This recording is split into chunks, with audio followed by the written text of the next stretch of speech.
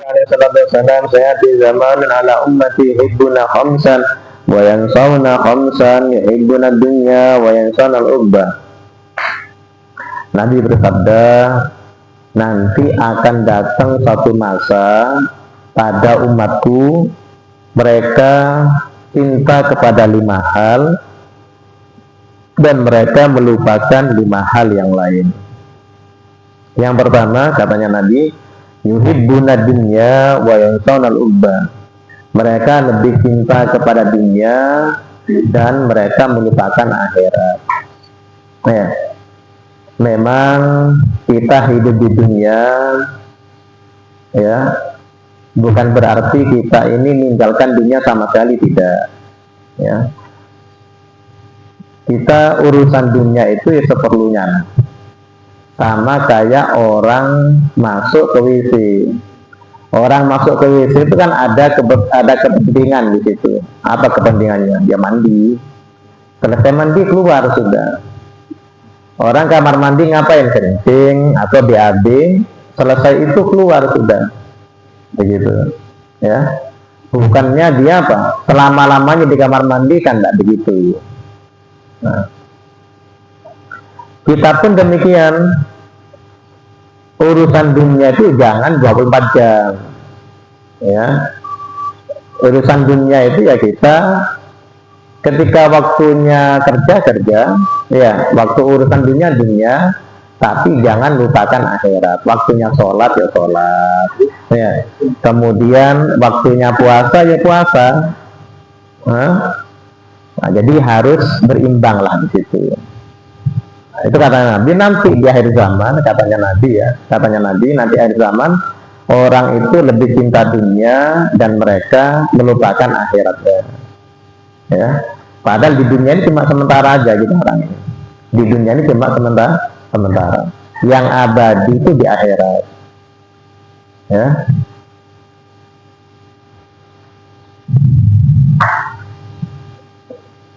Apapun yang di dunia ini nggak ada yang kekal itu akhirat.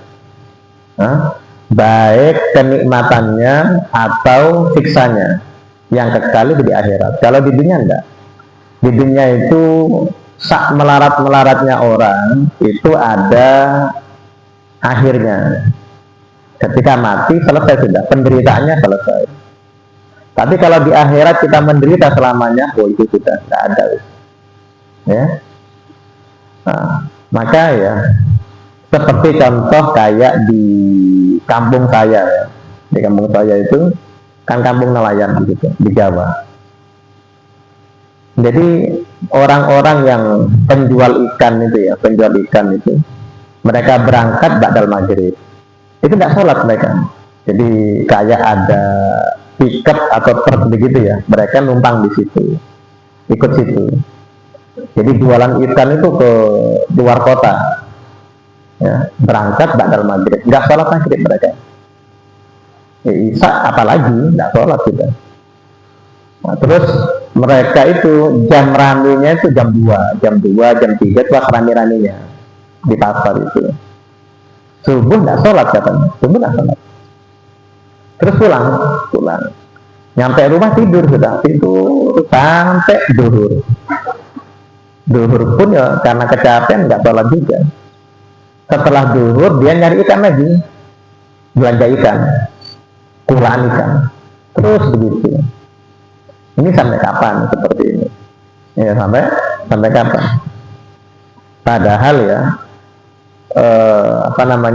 kebutuhan di dunia itu kalau dihitung-hitung ya sedikit sebetulnya. Kita makan berapa sih di situ? Kita makan ya sepiring aja. Ya, 3 kali berarti 3 piring. Kemudian pakaian, motor setiap hari kita beli pakaian kan enggak juga. Tapi kita bela-belain cari dunia sampai kita nggak sholat, sampai kita nggak puasa. Nah, jangan sampai seperti itu kata Nabi. Jangan sampai seperti itu. Yang kedua kata Nabi, wa yuhibbuna ad-dur wa yansawna al-qubur. Mereka itu lebih cinta, mereka senang dengan rumah, tapi mereka melupakan kubur. melupakan kuburannya. Mereka sibuk membangun rumah mewah, harga MM-an. Itu adalah tempat yang sebentar lagi akan ditinggalkan sama dia. Ya, tak cinta-cintanya kita dengan istri, tak cinta-cintanya kita dengan anak, sampai kita membuat rumah megah kayak gitu, ketika kita mati dikeluarkan dari rumah itu.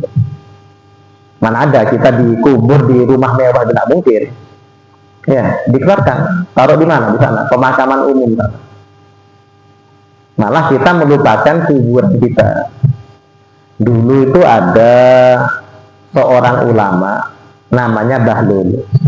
Bahlul itu ulama, hidup di zamannya Harun ar-Rasyid. Bukan Bahlul loh ya, Bahlul. Nah, Bahlul itu senangnya di kuburan. Terus tingkahnya itu kayak orang gila, tingkah lakunya itu kayak orang gila. Bukan gila, tapi kayak orang gila. Pas waktu itu, ya,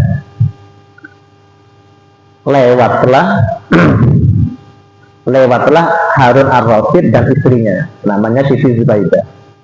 Itu presiden, ya, presiden. Katanya Harun ar-Rasyid, orang gila, ngapain kau di situ? Dibalas sama Bahlul, kau yang gila. Iya, enggak, aku enggak gila. Ya kamu yang gila. Dioloi begitu, turun itu Harun ar-Rasyid. Kenapa kau bilang gila? Iya, karena engkau telah sibuk, ya, bermegah-megahan dengan istana kamu, sedangkan kamu melupakan kuburannya kamu. Diam Harun ar-Rasyid tadi, nangis. Ya, nangis dia. Ya. Terus di waktu yang lain, ya, Bahlul itu bikin gambar, ya, bikin gambar kayak istana.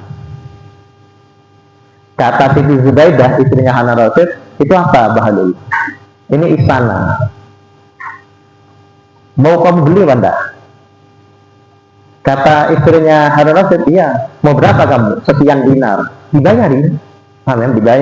Dibayari. Suaminya ngeliat itu marah di situ. Ngapain kau itu? Enggak waras kamu itu. Kata Harun ar-Rasyid itu. Masa kamu cuma beli gambar segitu dengan harga sekian dinar? Ya. Katanya Bahlul, enggak, ini apa? Rumahnya istri kamu nanti di surga. Sekian. Beneran? Enggak taunya pas malam itu Harun ar-Rasyid mimpi ada istana megah di dalam surga. Ya. Terus tanya Harun ar-Rasyid, itu milik siapa? Itu milik Siti Zubaidah, istri kamu, yang telah dia beli kepada Bahlul, katanya, ya, kepada Bahlul. Wah, akhirnya bangun itu, ya, katanya Harun ar-Rasyid, Bahlul sini tak beli 3 kali lipat dari harga istriku. Enggak, katanya Bahlul, enggak mau dia. Nah, seperti itulah orang-orang dulu, mereka tadi apa? Memakmurkan, membangun kuburannya sebelum mereka masuk ke dalam liang kuburnya. Maksudnya membangun kubur bukan dibangun dengan keramik, tidak. Maksudnya apa? Mempersiapkan amal untuk masuk ke dalam alam kubur tadi itu. Malah ada seorang ulama, ya, mereka itu bikin kuburan, kemudian beliau tadi itu masuk ke dalam kuburan itu menghatamkan ratusan kali khatam Al-Quran. Biar dia tidak diadab di alam kubur tadi itu. Termasuk perempuan yang terkenal, Robiah Adawiyah itu, ya, itu sudah ratusan bahkan ribuan kali menghatamkan Quran di dalam kuburannya untuk mempersiapkan kematian. Ini namanya apa? Mereka lebih, ya, bermegah-megah di dalam kuburannya ketimbang membangun rumahnya. Wa yuhibbunal mal wa yansawna hisab. Terus katanya Nabi nanti di akhir zaman orang itu cinta kepada harta, tapi mereka melupakan hisabnya di hari kiamat. Maka tidak heran Nabi bersabda di hadis yang lain, orang yang miskin, orang miskin itu masuk ke dalam surga 500 tahun sebelum orang kaya. Jadi umpama sama-sama masuk surga, orang miskin masuk surga, orang kaya masuk surga, itu jaraknya 500 tahun. Alasannya kenapa? Karena orang kaya itu terlalu lama dihisab di padang mahsyar. Ngerti dihisab enggak? Diperhitungkan amal ibadahnya tadi itu. Sama kayak begini kita masuk ke mall, ke tempat belanja lah di situ.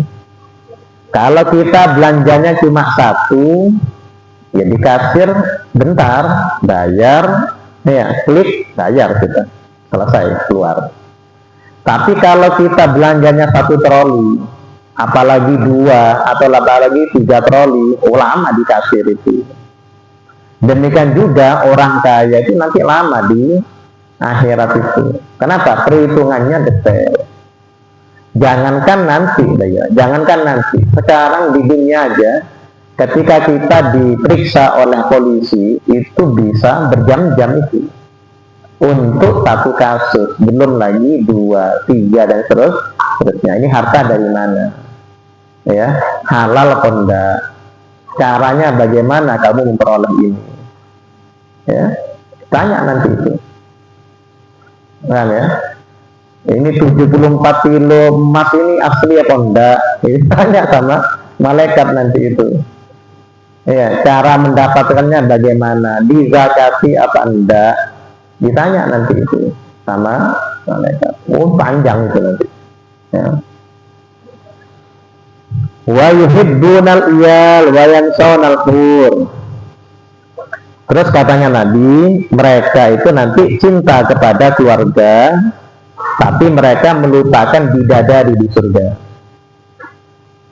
Orang akhir zaman itu apa-apa sayang anak, sayang istri. Walaupun memang dianjurkan begitu tapi kadang-kadang katanya Nabi, hancurnya, celakanya orang di akhir zaman itu ada di tangan orang tuanya, istrinya, atau anaknya.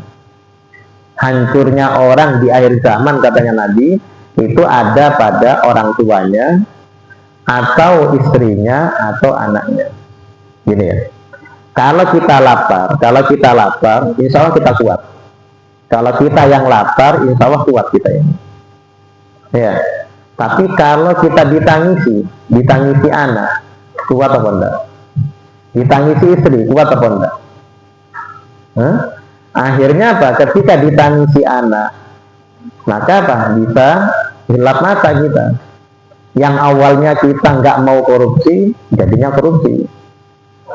Yang masuk penjara itu apa mereka melarat semua? Jangan, mereka kaya semua kan? Gajinya berlebih-lebih kan gajinya mereka tadi itu. Belum lagi nanti ada uang tunjangan, ada uang reses istilahnya, resesi macam-macam lah. Masa kurang mereka. Tapi itu gara-gara nuruti gaya hidup daripada anak dan istrinya, akhirnya mereka celaka sendiri.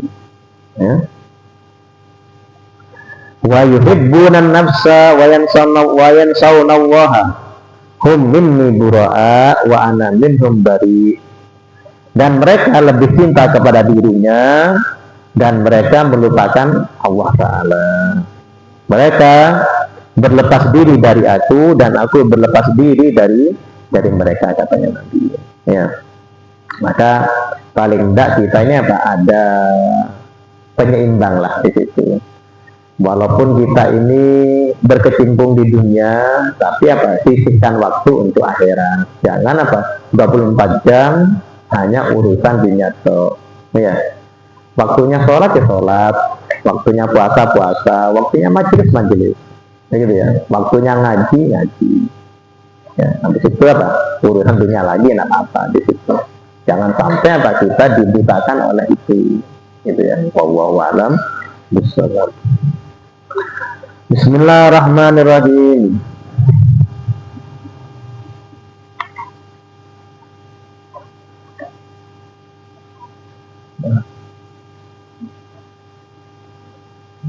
Wan nutqi biharfaini aw harfin mubhimin amdan. Yang membatalkan sholat yang keempat, ya, yang keempat dari hal yang membatalkan sholat adalah mengucapkan dua huruf secara sengaja. Mengucapkan dua huruf secara sengaja, bukan dua kata loh ya, dua huruf. Termasuk sendawa itu, termasuk sendawa. Misalkan gitu ya. Ngerti nggak? Itu batal itu berapa huruf itu? Atau dehen. Itu berapa itu? Berapa huruf itu? Paham nggak? Itu batal itu. Kecuali apa? Kalau suara kita tidak keluar kecuali dengan dehen. Misalkan kita mau baca Fatihah. Fatihah kan wajib dibaca. Pas suaranya tidak keluar kecuali dengan cara dehen, maka tidak apa-apa di situ. Paham ya? Kan Fatihah kan wajib dibaca. Kan ada lima bacaan di dalam sholat yang harus kita baca. Apa? Takbiratul ihram, Fatihah, tahiyat akhir, sholawat di tahiyat akhir, terus salam. Nah, 5 bacaan ini harus dibaca dengan keras. Maksudnya keras itu minimal dirinya sendiri yang dengar, nggak boleh dibaca dalam hati. Nah, pas waktunya Fatihah nggak keluar suara kecuali harus dehen, mau nggak mau ya dehen di situ. Paham ya? Tapi kalau untuk selain 5 ini nggak boleh dehen dia. Ngerti enggak? Jadi yang membatalkan sholat itu adalah mengucapkan dua huruf secara sengaja. Contohnya kayak tadi dehen, iya, sendawa, paham ya? Kecuali kalau lupa. Kalau kita lupa itu dimaafkan asalkan tidak lebih dari 6 kata. Asalkan tidak lebih dari 6 kata.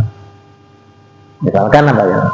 Saya pergi ke pasar beli ikan. Umpama lupa ini, umpama lupa. Lupa kalau dia sedang sholat lalu dia mengucapkan begitu. Itu tidak batal kecuali kalau lebih dari 6 kata. Paham ya? Termasuk yang membatalkan itu mengeraskan bacaan untuk memberi pemahaman kepada orang. Misal kita sholat, kemudian ada tamu, kemudian ada tamu ketuk pintu. Kemudian apa? Kita keraskan bacaan agar tamu tahu kalau kita sedang sholat. Itu batal itu. Itu batal. Terus gimana? Jangan aja. Karena aturannya tamu itu ya, ketika dia ngetuk pintu 3 kali belum ada jawaban, ya wis pulang. Kalau memang perlu ya balik lagi nanti. Oh, ini enggak sampai 10 kali digedor terus sampai bangun orang itu. Tidak begitu. Ya, adatnya bertamu begitu. Paham ya? Mengucapkan salam kemudian ngetuk pintu sampai 3 kali. Kalau 3 kali mengucapkan salam 3 kali nggak dijawab, ya pulang. Jelas ya. Malah kalau tradisinya orang dulu, itu malah begini. Ada tamu. Itu tuan rumahnya kalau nggak berkenan, itu ngomong terus terang, mohon maaf, kami belum berkenan. Silakan balik kapan-kapan. Itu dulu begitu. Tapi kalau ini tradisi diterapkan di sini ya banyak masalah kan seperti itu. Nah iya, karena kadang-kadang orang itu mungkin sedang lagi nggak mood, misalkan habis tengkar dengan istrinya atau bertengkar dengan suaminya. Nah daripada nanti tamu itu kena damprat juga gara-gara moodnya nggak enak, ya, lah mending terus terang kayak gitu. Itu tradisi dulu begitu. Mohon maaf, belum siap menerima tamu. Itu tidak apa-apa, memang seperti itu. Ya, jelas ya. Wabil mufattiri amdan. Kemudian yang membatalkan sholat melakukan hal-hal yang membatalkan puasa. Semua yang membatalkan puasa itu juga membatalkan sholat. Contoh ya, contoh. Korek telinga itu ya, korek telinga itu membatalkan puasa. Membatalkan puasa. Itu kalau dilakukan di dalam sholat, itu juga batal sholatnya. Paham kan? Apalagi contohnya, nelan dahak itu membatalkan puasa.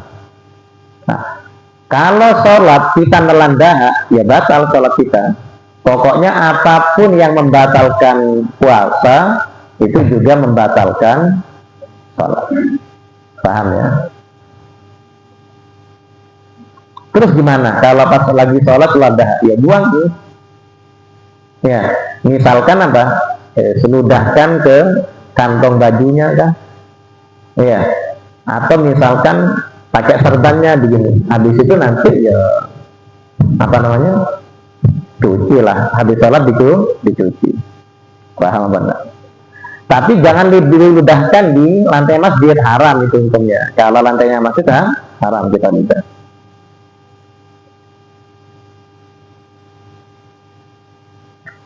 Kemudian wadul uklil kasir nasian, yang membatalkan sholat yang keenam yaitu makan yang banyak walaupun lupa. Makan yang banyak walaupun lupa.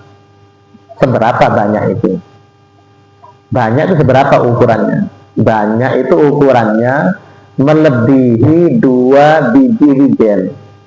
Itu banyak. Ngerti enggak? Jadi 1 butir nasi itu jelas banyak itu.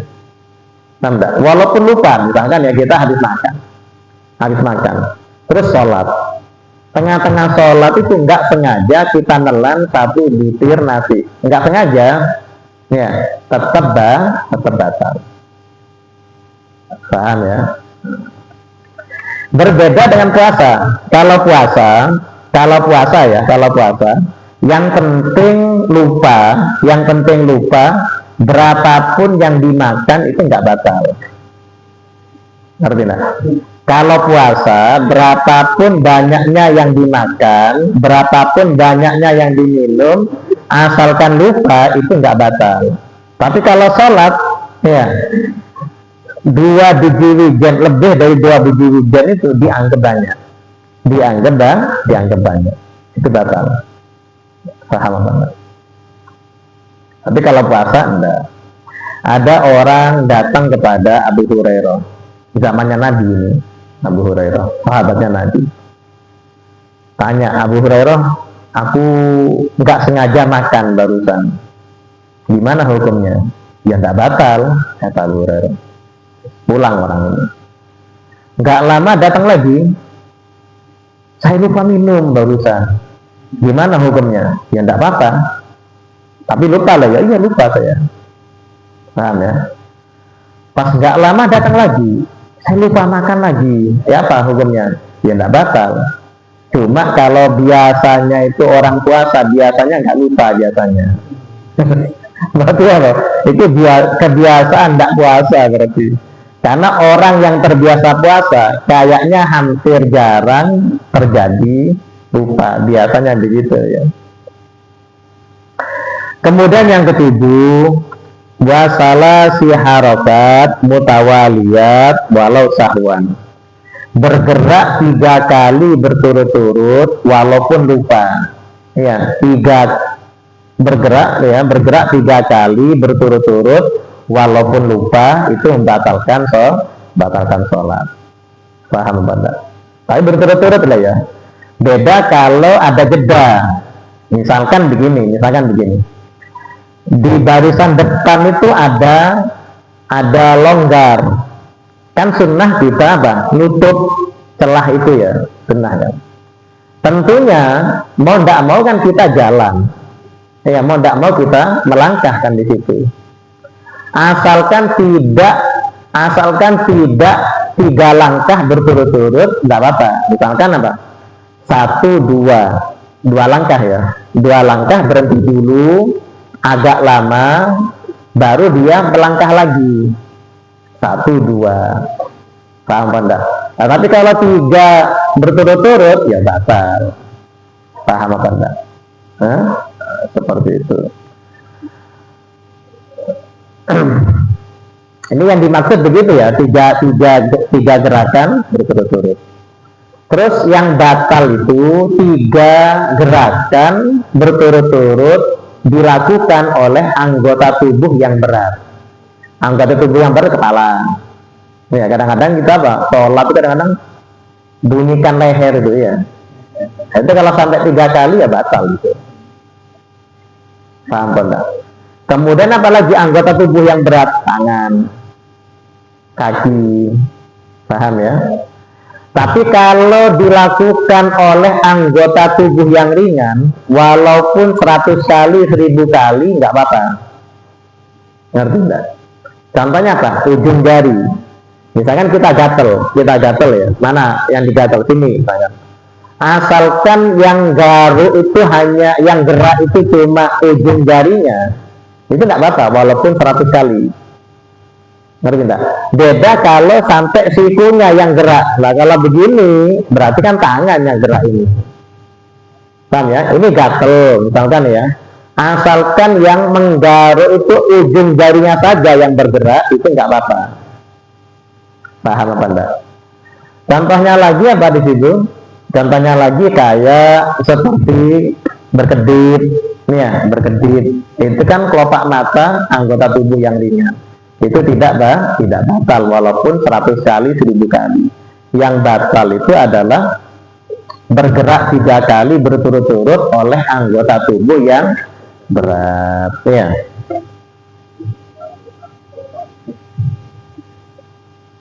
Wal wasbatul fahisha. Kemudian yang membatalkan sholat berikutnya adalah melompat. Ya, melompat. Melompat itu membatalkan itu. Kenapa? Walaupun satu gerakan, tapi yang bergerak itu satu tubuh, seluruh tubuh kan. Iya. Kemudian lagi yang membatalkan adalah waddardah mufrito, memukul. Tengah-tengah sholat itu, uppercut misalkan, ya batal. Ya. Nah, sampai di sini ada yang tanyakan? Silakan. Boleh bahas ini, boleh bahas di luar ini. Silakan. Ya.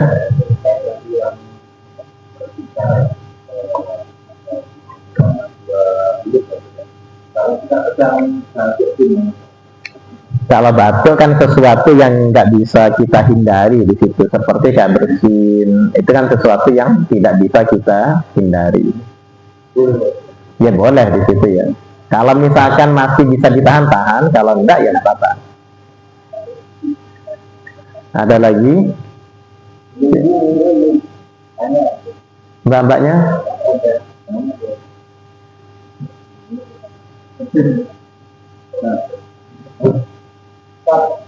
Hukum seorang yang berprofesi sebagai guru parkir yang menggunakan fasilitas umum. Nah, jadi ya tukang parkir ini ana rasa itu pekerjaan paling subhat itu, pekerjaan paling remeng-remeng. ya, mendekati ke yang haram. Kenapa? Karena pertama ya, banyak orang yang nggak ikhlas, ngasih uang nggak ikhlas di situ. Lagian akadnya nggak jelas juga. Akad apa di sini coba? Dia dapat uang itu akad apa di situ? Umpama jaga, lawangnya nggak nyuruh kok. Yang punya motor kan nggak nyuruh untuk dijaga. Lagian nggak ada yang dikerjakan sama tukang parkir itu. Ada orang belanja, ya dibiarkan aja di situ. Nah, baru ketika mau pergi, baru dia datang. Ya. Nah, anak sampai sekarang ya, sekarang walaupun 2000 itu kayak kerasa berat kita orang. Enggak, kerasa berat. Jadi pekerjaan yang subhatnya sangat kuat di situ. Tingkat keremang-remangannya itu sangat kuat. Hampir mendekati haram lah di situ. Ya. Apalagi sampai tarifnya nggak masuk akal itu, ya. Belum lagi merugikan pihak yang berjualan, ya, begitu. Gara-gara orang kan malas kadang-kadang. Orang itu malas mau belanja gara-gara ada tukang parkir. Karena begitu. Karena kadang-kadang gitu ya. Kalau belanja itu taruh motor di mana begitu ya. Mending saya milih jalan kaki di situ. Jadi taruh yang agak jauh, sekiranya nggak dia. Ya. Akhirnya begitu sudah. Nah, beda kalau misalkan ya diterbitkan, memang ini sudah diterbitkan sama Pemda atau apa, berarti kan resmi di situ. Nah, yang parkir liar ya saya repot di situ. Apalagi mereka nggak mau tanggung jawab apabila ada hilang atau apa. Ya, terus kita bayar apa gunanya terus? Kan begitu. Ada lagi? Silakan. Ya, terkait ini adalah ini bagaimana saya? Kita dipotong dulu sama saya kan ikhlas juga ya. Nah, tapi tetap diambil. nah, Gimana itu? jadi dalam hukum Islam itu ya, dalam hukum Islam, orang Islam itu diwajibkan zakat, tapi tidak wajib pajak. Ya, tidak wajib pajak. Sebaliknya non-muslim yang hidup di pemerintahan Islam, di bawah negara Islam, mereka itu tidak wajib zakat, tapi mereka kena pajak. Adil kan di situ. Ya. Malah kalau nggak salah Muhammadiyah itu mengusulkan kepada pemerintah bagaimana umpama ada orang keluarkan zakat, tapi itu juga dihitung sebagai pajak sudah. Jadi mereka sudah kena pajak lagi sudah begitu. Kalau ini sudah zakat, kok ini masih kena pajak lagi. Tapi kayaknya nggak mungkin dikabulkan ini usulan seperti ini. Ya, lagian cara pengelolaan negara seperti ini nggak sehat juga. Udah bayang no, pemasukan negara, kas negara itu 80% dari pajak. Bayangin, 80% dari pajak. 80% yang kerja. Akhirnya kayak gini sudah. Kita orang pontang-panting kerja, ya jangan kita nggak ikhlas lah di situ. Apalagi sensus sekarang itu ya. Yang dihitung itu cuma pemasukan kotor, belum kita modalnya itu nggak dihitung. Kemudian pengeluarannya, belanjanya, biaya anak dan sebagainya itu nggak dihitung. Yang dihitung cuma berapa penghasilan kamu satu bulan sekian, langsung kena pajak. Nah, ini kan belum ngitung modalnya kan ini kan. Ada orang jualan satu bulan dapat misalkan 10 juta, misalkan gitu ya. 10 juta ini kan belum dipotong modalnya, belum dipotong untuk pengeluaran listrik, air, kemudian biaya anak dan sebagainya. Sisa berapa itu coba? Tapi langsung main potong aja di situ. Ini tidak boleh sebetulnya ya, tidak boleh. Ada lagi? Nah, kalau seperti kita ini bagaimana tidak bisa ya Pak. Tidak bisa kita orang ya umpama ngelawan ya kena kita orang. Ya kan? Umpama kita orang mangkir, ya dipaksa kita kan, dipaksa. Siapa lagi? Terus akhirnya apakah jangan dipotong pajak, tapi walaupun kita tidak ikhlas mengeluarkan atau menjadi hal saya bagi kita atau iya di situ. Makanya Nabi bersabda itu ya, misalkan kita punya pohon, ya punya pohon, kemudian dimakan oleh binatang dan sebagainya, itu dianggap sebagai sedekahnya kita. Ya, tentu kita kan tidak ikhlas juga begitu, tapi itu sudah jadi jariahnya kita, itu sudah begitu.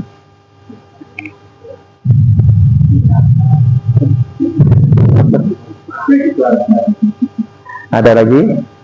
Silakan Pak.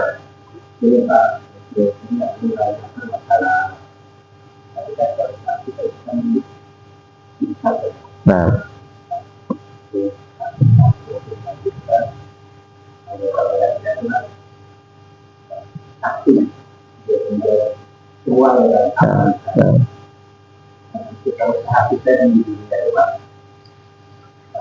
kita melakukan ada yang mengajar kita bertanya mungkin sholat malam kita istighfar untuk kalangan ada ibadah kita kali di otak kita kemudian oleh pada tiga kali sampai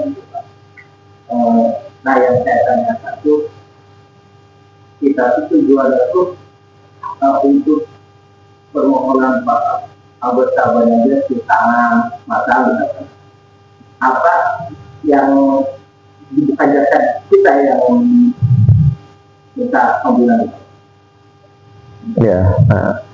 Jadi ya, kalau misalkan kesalahan yang dihitung itu cuma hanya yang disengaja. Kalau yang nggak disengaja ya enggak lah, di situ nggak dicatat dosa. Kesalahan yang dicatat itu hanya kesalahan setelah kita balik kemudian disengaja. Kalau belum balik ya belum dicatat. Kemudian kalau nggak sengaja ya berarti tidak dicatat juga. Kemudian apa? Ada Islam itu ya ngasih banyak tips ya, ngasih banyak tips agar kita itu bersih dari dosa sebelum kita menghadap kepada Allah Ta'ala. Contohnya dengan wudhu itu ya, ketika kata Nabi, ketika kita membasuh wajah maka berguguranlah dosa yang kita lakukan dengan wajah. Ketika kita membasuh tangan maka berguguranlah bersamaan dengan jatuhnya air itu dosa yang dilakukan oleh tangan. Terus begitu. Kemudian ketika kita sholat itu semua dosa kita itu taruh di kepala kita sama malaikat itu. Ketika kita ruku atau sujud maka berjatuhanlah dosa-dosa kita. Begitu ya. Nah, kemudian salaman, kita berjabat tangan ya, itu kata Nabi berguguranlah dosa-dosanya seperti kayak daun kering yang berguguran ya, ketika kita berjabat tangan itu menggugurkan dosa. Nah, makanya kadang-kadang itu ya, kadang-kadang orang itu kalau jabat tangan kan tidak cukup gini ya, kadang-kadang ditambahkan begini, mungkin biar tambah banyak mungkin yang gitu. Itu. Kemudian apalagi di situ? Termasuk istighfar. Iya, termasuk istighfar. Bahkan itu apa? Sumpek aja, sumpek itu pun juga menggugurkan dosa. Ya. Katanya Nabi, minad dunubi dunubun la yukaffiruha illal ham. Ada beberapa dosa yang tidak bisa dilebur dengan ibadah apapun kecuali dengan sumpek. Jadi sumpek apapun ada di situ. Sumpek besok ini apa untuk bayar SPP anak, ya besok untuk belanja nih apa. Sumpek yang seperti itu menggugurkan dosa, dan banyak caranya Islam itu menggugurkan dosa sehingga kita bertemu dengan Allah Ta'ala dalam keadaan bersih di situ. Termasuk sakit itu, termasuk sakit. Katanya Nabi, humma yaumin kafaratu tanah. Katanya Nabi, panas, ya sakit panas 1 hari itu bisa melebur dosa 1 tahun. Ya, melebur dosa 1 tahun. Kenapa? Karena ketika panas itu masuk ke seluruh persendian tubuh. Nah, persendian tubuh dalam tubuh kita itu sebanyak 360 persendian, sama kayak jumlah hari dalam 1 tahun. Sakit itu begitu. Nah, kemudian Nabi ngasih tips lagi di situ. Katanya Nabi, ya, ittaqun nar walau bisikti tamroh. Lindungi diri kalian dari api neraka walaupun dengan sodakoh hanya separuh biji kurma. Walaupun begitu. Jadi api neraka itu ya nggak bisa ditahan oleh baja walaupun tebalnya 2 meter. Leleh itu. Jangankan apinya itu ya, percikan api dari neraka itu, umpama jatuh ke bumi, itu seluruh air yang ada di bumi itu menguap, ya, meleleh semuanya.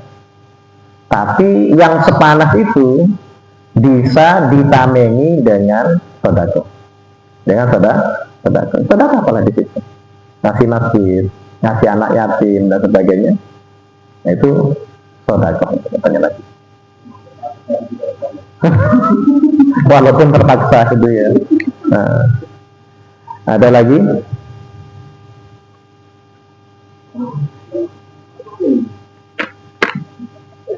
Ada lagi?